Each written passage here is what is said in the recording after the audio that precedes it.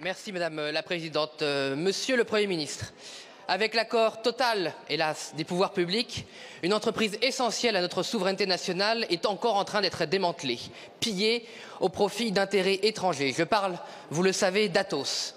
Surendetté, Atos, après le passage notamment catastrophique du liquidateur en chef Thierry Breton, a été placé en octobre dernier en procédure de sauvegarde.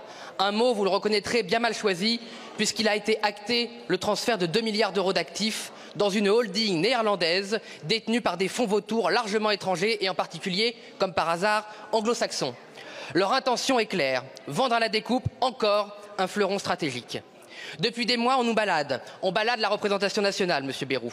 Les macronistes nous avaient promis les bonnes fées du capitalisme français protégeront Atos. Vous avez lâché les rapaces. Un temps évoqué par Bercy, la reprise par l'État des activités critiques d'Atos n'a jamais été étudiée. Si elle avait lieu aujourd'hui, elle ne ferait d'ailleurs, et vous le savez, qu'enrichir sur l'argent des Français ces fonds rapaces qui détiennent désormais Atos. L'abandon est total. Le ministère des Armées a préféré passer commande d'un supercalculateur à des Américains plutôt qu'honorer un contrat français qui aurait aidé Atos.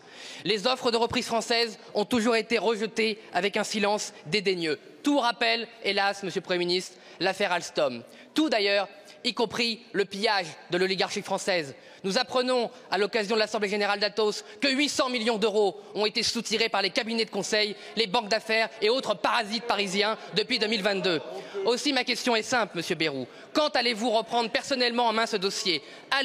Voulez-vous sauver Atos? Voulez-vous sauver enfin un seul fleuron industriel français?